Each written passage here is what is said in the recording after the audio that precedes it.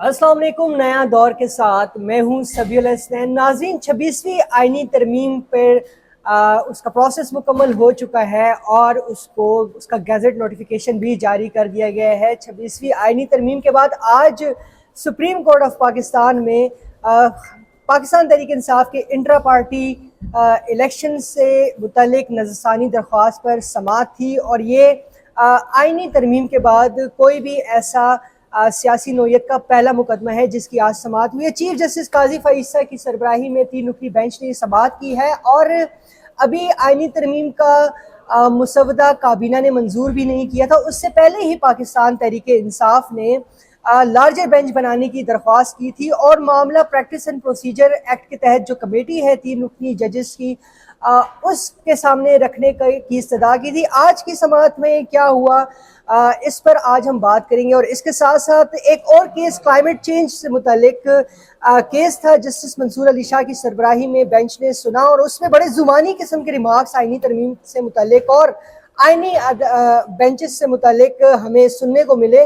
मेरे साथ मौजूद है सीनियर सहाफ़ी तैयब बलोच। इनसे बात करते हैं। बहुत शुक्रिया तैयब बलोच ज्वाइन करने के लिए। ये बताएं कि आज इंट्रा पार्टी इंतखाबात में वकील हामिद खान इंट्रा पार्टी इंतखाबात के नज़रसानी केस में आज हामिद खान और चीफ जस्टिस काजी फईसा के दरमियान क्या मुकालमा हुआ? क्या चीफ जस्टिस काजी फईसा ने कोई बरहमी का इजहार किया? क्योंकि हामिद खान तो वकला में जाते हैं तकरीरों में और वैसे भी टीवी चैनल्स पे बैठ के चीफ जस्टिस काजी फईसा को बड़ा तनकीद का निशाना बनाते हैं, बहुत टारगेट करते हैं उनको। तो आज क्या समाअत में हुआ? देखिए, सबसे पहली बात तो ये है कि 26वीं यानी तरमीम जो है वो पास हो चुकी है और सदर ने आज ही की है, लेकिन अभी उसकी स्याही खुश्क नहीं हुई थी जो सदर आसिफ अली जरदारी के दस्तखतों से पास हुई है। तहरीक इंसाफ ने उस तरमीम के पस मंज़र में या उसको सामने रखते हुए सुप्रीम कोर्ट से रिलीफ भी मांग लिया। अच्छा, हाँ, ये बड़ी बात है। और कहते हैं जी अब 26वीं यानी तरमीम आ गई है तो हमारा ये जो इंट्रा पार्टी इलेक्शन नज़रसानी मैटर है ये अब जो है कॉन्स्टिट्यूशनल बेंच में भेज दिया जाए। ये कहा है हामिद खान ने? ये हामिद खान और अली जफ़र ये दोनों थे, तो अली जफ़र की जानिब से ये नुक्ता उठाया गया 26वीं यानी तरमीम का। तो ये बड़ी हैरत वाली बात है। पहले तो मैं इस पे आपको बताऊं कि हम भी परेशान हुए कि यार ये इनको क्या हो गया है। पब्लिकली आप देख रहे हैं और यही हामिद खान सबसे ज़्यादा 26वीं यानी तरमीम की मुखालफत कर रहा है। ठीक है, आजकल बयानात दे रहा है, वकला तहरीक चलाने की बात कर रहा है, आज भी कह रहा था। अच्छा, तो दूसरी साइड पे कोर्ट के अंदर कहते हैं कि जी इसके तहत हमें थोड़ा रिलीफ दे दें जो बनता है और हमारा मामला जो है वो यानी बेंच में भेज दिया जाए। इसमें ज़रा क्लैरिटी की ज़रूरत है। एक दरख्वास्त थी जिसमें लार्जर बेंच बनाने की इस्तदा की थी, तो क्या आज उस दरख्वास्त को साइड पे रख के बैरिस्टर अली जफर ने आईनी तरमीम के तहत देखिए वो दरख्वास्त तो उन्होंने की, वो नहीं मानी गई ना वो दरख्वास्त। चूंकि देख बात है कि आपको पता है कि नज़रसानी का जो मामला होता है वही बेंच सुनता है जिसमें लगती है। और दूसरा इनका मैटर जो था वो कोई 184(3) में आया नहीं था, 185 का मैटर था। तो supreme court practice and procedure act जिसका ये सहारा ले रहे थे, अगरचे ये इस एक्ट के भी मुखालिफ थे, ठीक है, सहारा ले रहे थे और उसी के तहत भी फायदा लेने की इन्होंने कोशिश की, ठीक है, लेकिन वो उस डोमेन में, उस एक्ट की डोमेन में ये केस नहीं आता था और ना ही ये 26वीं यानी तरमीम की डोमेन में आता है। लेकिन फिर भी ये कि शायद हमें रिलीफ मिल जाए। तो आज जब इन्होंने ये पहले वो रिजेक्ट हो गई और लार्जर बेंच बनाने की और वो सारा कुछ, फिर हामिद खान ने एतराज़ात दाख दिए, ठीक है, तो चीफ जस्टिस ने वो एतराज़ात भी उनके मुस्तरद किए, चूंकि जो नज़रसानी बेंच होता है वही सुनता है, और उनसे पूछा कि भाई इस फैसले में गलत क्या है, कुछ हमें बता दो, चलो हम नज़रसानी कर लें। उन्होंने कहा कुछ तो गलत तो कुछ नहीं है। अब फैसले में गलत कुछ नहीं है। मुसरत हिलाली ने भी कहा कि आपने जान के भाई इलेक्शन भाई कराए नहीं है, इतना अरसा आपको टाइम दिया जाता रहा, आपकी हुकूमत थी उस वक्त भी आपने नहीं कराए, तो हमें तो यही लगता है कि शायद आपने इंतखाबात में फेवर लेने के लिए ये सारी कहानी की है।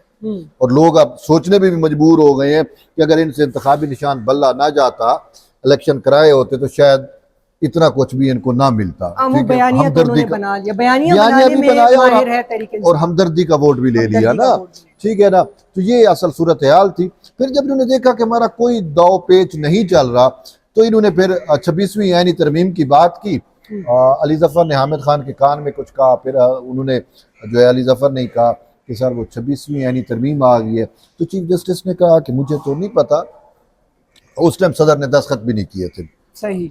अच्छा, तो उन्होंने कहा कि जी वो चूंकि इस टाइप के जो मामलात हैं, जो कॉन्स्टिट्यूशनल मैटर हैं, वो कॉन्स्टिट्यूशनल बेंच को चले जाते हैं, तो आप फिर हमारा केस कॉन्स्टिट्यूशनल बेंच को भेज दें। तो इसमें फिर जस्टिस मोहम्मद अली मजहर ने कहा, उसने कहा कि आपका केस कहाँ पे कॉन्स्टिट्यूशनल मैटर में आता है, ये इलेक्शन के जो शिक्के हैं 3 से 4 उन्होंने शिक्के गर्दानी बतलाई कि ये तो उनके तहत हुआ, और मेन असल जो आपका केस है वो आपके अपने जो पीटीआई का आइन है, ठीक है, आपका केस तो जरा उसमें डिपेंड कर रहा है। आप अपने ही आइन के मुताबिक, पीटीआई का जो पॉलिटिकल आइन है, पार्टी का आइन है, उसके मुताबिक आपने इलेक्शन नहीं कराए, तो इसमें हम आपको क्या वो कर सकते हैं। आप गलती बता दें, गलती नहीं बताई, तो एट द एंड यही है कि उनकी दरख्वास्त खारिज हो गई। लेकिन मैं आपको बताऊं कि जिस तरीके से ये जिस चीज की मुखालफत करते हैं ना, उसी चीज से फायदा बयानिया ये कुछ बनाएंगे, ये हो गया जी, वो हो गया, हम इसको नहीं मानते, फलां है, बयानिया बनाएंगे मीडिया पे, टॉक शोज पे, सोशल मीडिया पे, लेकिन अंदरूने खाता आ जाएंगे कि हमें फेवर दो। मैं आपको इसकी और मिसाल देता हूँ।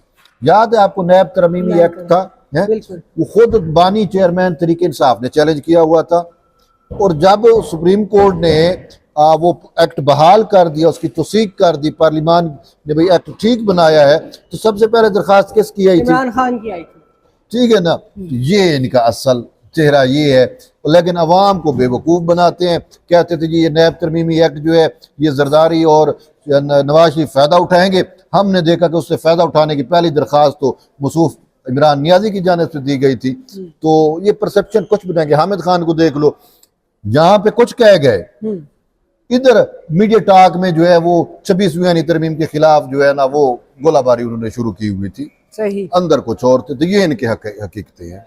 अच्छा, आज क्लाइमेट चेंज से मुतालिक भी एक केस बोर्ड तश्कील देने से मुतालिक केस की समाअत थी। जस्टिस मंसूर अली शाह और जस्टिस आयशा मलिक ने आईनी बेंचेस पर क्या रिमार्क्स, ये बड़े जुबानी किस्म के हमने देखा भी, बड़े उनके चेहरों पर मुस्कुराहट भी थी, वो क्या? देखिए ये दो केस थे बेसिकली। जस्टिस मंसूर अली शाह ने दो केस में डिफरेंट रिमार्क्स दिए हैं, लेकिन वो मुद्दा 26वीं आईनी तरमीम ही था। ठीक है, एक जो आप कह रहे हैं कि जो मौसमियाती तब्दीली की अथॉरिटी से मुतल्लिक एक केस था, उसमें मंसूर अली शाह साहब ने कोई ऑर्डर दिया हुआ है कि क्लाइमेट चेंज अथॉरिटी जो है उसका चेयरमैन लगाया जाए। तो आज उन्होंने पूछा कि हाँ भाई चेयरमैन लग गया है, तो एडिशनल अटॉर्नी जनरल ने कहा नहीं लगा। तो उन्होंने कहा कि अच्छा आप पेश हो रहे हैं इस केस में, तो अटॉर्नी जनरल पेश होते हैं, वो अटॉर्नी जनरल किधर है? तो एडिशनल अटॉर्नी जनरल साहब ने कहा कि वो मसरूफ हैं, नहीं आ सके, तो सारी रात वो बिजी रहे, तो इस वजह से वो नहीं आ सके। तो मंसूर अली शाह ने जो है फिर बड़ी स्माइल भी दी कि अच्छा उनको आइंदा पेशी पे जो है वो खुद आना चाहिए।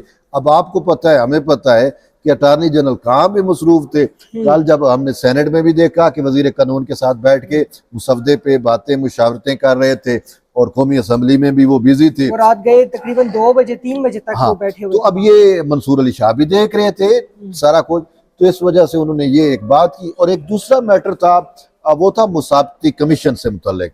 ठीक है, तो उस मुसाबती कमीशन से मुतल्लिक मामले में जो है ना फरोग नसीम पेश हुए, और उसमें फिर मंसूर अली शाह ने कहा कि ये मामला जो है ये कहाँ जाएगा। अब तो सुना है कि कोई कॉन्स्टिट्यूशनल बेंच जो है वो तश्कील पाएंगे, तो ये मामला कॉन्स्टिट्यूशनल बेंच में जाएगा, किधर जाएगा? तो इस पे उन्होंने कहा कि फरोग नसीम ने कि सर यहाँ पे तो आजकल जो भी हर सियासी केस जो है वो कॉन्स्टिट्यूशनल केस बन चुका है।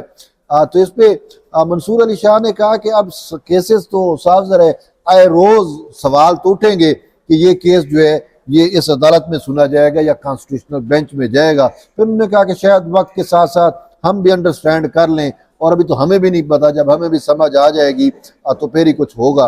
लेकिन जब उन्होंने ये सवाल पूछा था ना कि ये मामला कॉन्स्टिट्यूशनल कोर्ट में जाएगा या इधर ही, तो उस पर जस्टिस आयशा मलिक ने बड़ा एक बात की। उन्होंने कहा कि कॉन्स्टिट्यूशन जाने और कॉन्स्टिट्यूशन जो है बेंच वो जाने।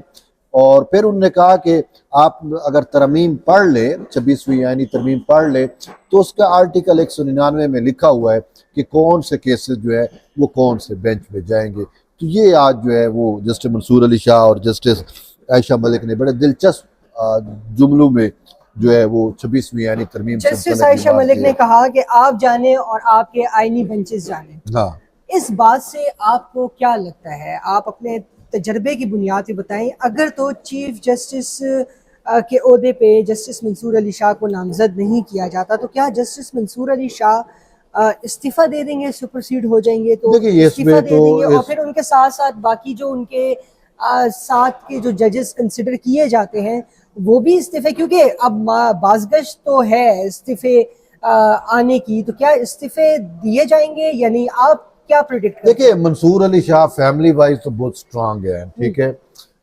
मतलब उनको रोजे माश का भी मसला नहीं है, इस्तीफा भी दे दें तो उनको घर किचन का मसाइल नहीं है बहुत। हाँ। लेकिन बात ये है कि सही जो है ना वो एम्बिशियस बहुत ज्यादा है, ठीक है। मुझे नहीं लगता कि सही मंसूर अली शाह में इजीली चले जाएंगे, एंड तक फाइट करने वाले हैं। शायद वो खामोश से बैठ जाएं और फिर मुनासिब वक्त का भी इंतजार करें, या फिर ये देखें, ये उनका होली सोली उन्हीं का अपना फैसला है कि मंसूर अली शाह साहब ने क्या करना है। अभी तो वो हालात देखेंगे, तेल देखेंगे, फिर तेल की धार देखेंगे, उसके बाद जाके वो फैसला करेंगे। और फिर ये कोई आर्मी वाला कंसेप्ट नहीं है कि आप सुपरसीड हो जाए तो फिर आप घर चले जाएंगे कि जी मैं, जो मेरा जूनियर है वो आर्मी चीफ बन गया तो मैं उसको कैसे सलूट मारूं। वो एक आर्मी का इतना एक होता है, यहाँ पे तो सलूट वाली बात ही नहीं होती। यहाँ पे मुतद्दिद ऐसे है कि हमने देखा कि जूनियर जो है वो चीफ जस्टिस बनते थे तो वो जो सीनियर थे वो भी खामोशी के साथ अपना टाइम पास करके अपनी रिटायरमेंट पे रिटायर हो जाते थे। और कुछ ऐसी भी मिसालें हैं कि जो इस्तीफे भी दे जाते थे। तो ये जजेस का अपना मैटर है, वो किस तरीके से इन चीज़ों को देखते हैं। मेरा नहीं ख्याल कि सही मंसूर अली शाह इतना इजली इन चीज़ों को जाने देंगे। आप अगर पाकिस्तान तहरीक इंसाफ का आप प्रैक्टिस देखें तो पाकिस्तान तहरीक इंसाफ को ये एक स्किल उनके पास है कि वो हर किस्म की तहरीक को या हर किस्म की एक्टिविटी को हाईजैक बहुत आसानी से और बहुत जल्दी कर लेते हैं। मेरा ख्याल है कि अगर तो जस्टिस मंसूर अली शाह कुछ थोड़ा रेजिस्ट करते हैं इस मामले को लेके, अब तो खैर आईनी तरमीम हो चुकी है, वो खुद पार्लियामान की सुप्रीमेसी के बड़े हामी हैं, लेकिन चीफ जस्टिस के लिए हामी थे। लेकिन हमने फिर देखा मखसूस नशिस्तों के केस में जो जुरिस्डिक्शन स्ट्रेच करके रिलीफ दिया गया, सुन्नी इत्तेहाद काउंसिल का मामला था, पाकिस्तान तहरीक इंसाफ को रिलीफ दिया गया। लेकिन मेरा जो पॉइंट है वो ये है कि जस्टिस मंसूर अली शाह अगर कोई रेजिस्ट करते हैं या इस पर कोई रद्दअमल देते हैं चीफ जस्टिस के ओहदे के मामले को लेकर, तो फिर पाकिस्तान तहरीक इंसाफ इनके केस को हाईजैक कर लेगी और जस्टिस मंसूर अली शाह का केस खराब होगा। क्या ऐसे ही है? मंसूर अली शाह का केस खराब तो नहीं होगा, अलबत्ता पाकिस्तान तहरीक इंसाफ हाईजैक कर लेगी। वो जस्टिस वो ऑलरेडी हाईजैक कर चुकी है ना सर। बात ये है कि मंसूर अली शाह ने जो कुछ किया, खुद को मुतनाज़ा बनाया या मुतनाज़ा बने, ठीक है, तो वो किसने बनाया? वो अडियाला जेल में बैठा हुआ बंदा इसके बारे में कहता था ना, उसका नोटिफिकेशन करो, ये करो, वो करो, मैं या आप तो नहीं कहते थे ना। और तरीके इंसाफ आज, अच्छा फिर इसने जो इंसाफ का मियार कायम किया कि पीटीआई के लिए अलग इंसाफ, बाकियों के लिए अलग इंसाफ। मुझे एक गुपांग, एक बलोच थे, वो वकील थे, सॉरी, नवाब शाह के, वो यहाँ पे याद है आपको केस में यहाँ पे पेश हुए सही मंसूर अली शाह के पास। अच्छा, उनका जो मुवक्किल था उसके ऊपर कुछ 2-4 केस बने हुए थे, आम नुयत के केसेस थे, और वो मुवक्किल जेल में पड़ा हुआ था। तो वो मंसूर अली शाह को कहते हैं कि साइफर मामले पे इमरान खान के खिलाफ तो इतने केसेस थे कि गिनती ही नहीं आती, उसको आपने कंप्लीट जस्टिस के तहत जो है वो रिलीफ दे दिया है, तो मेरे मुवक्किल को भी रिलीफ दे दें। उन्होंने कहा नहीं, आपका रिलीफ बनेगा। तो उन्होंने क्या, अगर रिलीफ नहीं दे सकते तो फिर जो सहूलियात जेल में उसको दी हुई है वो हमें भी दे दें। फिर उन्होंने कहा कि उसको आपने रिलीफ दिया फलां फलां केस में जो नाकाबिले जमानत थे। तो मेरे मुवक्किल के तो बेचारे जमानत वाले केसेस है, पुलिस ने एवं 2 नंबरी करके उसके खिलाफ केसेस बना दिए। तो आप तो उसमें मंसूर अली शाह को इंसाफ, उसको रिलीफ देना पड़ा। लेकिन बात यह है कि 187 मंसूर अली शाह ने भुट्टो शहीद के केस में तो नहीं लगाई, जो डिमांड कर रहा था, जिसको खुद अदालत मान रही थी कि भुट्टो शहीद जो है वो शफाफ ट्रायल का उसको मौका नहीं दिया गया। लेकिन इमरान खान के मामले पे तो उनको 187 याद आ बल्कि गया। उस केस की समाअत में जस्टिस मंसूर अली शाह के बाकायदा ये रिमार्क्स एक बार नहीं, 2 दफा नहीं, 3 बार नहीं, बारहा उन्होंने रिमार्क्स दिए थे कि अगर तो ऐसा किया जाए तो कल को मुकम्मल इंसाफ की शिक के तहत हर केस जो है सुप्रीम कोर्ट आ जाएगा कि ये फैसले, इस फैसले की भी तस्दीक करें, इस फैसले की भी तस्दीक करें। तो उस वक्त ये इनका मौक़िफ़ बहरहाल था जी। तो अब इमरान खान में तो फिर उन्होंने ये चीज़ नहीं देखी, ठीक है ना। तो बात जो आपने सवाल किया वो यही है कि मंसूर अली शाह ने मुतनाज़िया बन गए। अब ये नहीं है कि वो हाईजैक क्या होगा, बात ये है कि ये तो तहरीक इंसाफ हो के लोग कह रहे हैं कि बल्कि मंसूर अली शाह के भी कुछ करीबी लोगों की जानिब से ये दावा किया गया कि अगर मंसूर अली शाह का बतौर चीफ जस्टिस नोटिफिकेशन नहीं होता तो फिर बड़े इस्तीफे आएंगे। अगर ऐसी सूरत हाल कुछ होती है तो साफ ज़ाहिर है तहरीक इंसाफ तो इस चीज़ के लिए तैयार बैठी है, ऑलरेडी वो ग्राउंड प्रोवाइड कर रही है, वकला तहरीक और इस टाइप की अटेम्प्ट्स कर रही है कि कुछ ऐसा हो और जजेस के इस्तीफे उसमें तड़का लगाए और फिर हम एक मूव या आप क्या उसे कह सकते तहरीक जो है वो शुरू करें। लेकिन इस तहरीक में से मैं समझती हूँ हवा जो है वो सुप्रीम कोर्ट ऑलरेडी निकल चुकी है ऑफ पाकिस्तान के इंतखाबात के साथ ही निकल जाएगी। फिल वक्त के लिए नाजरीन इतना ही। अल्लाह।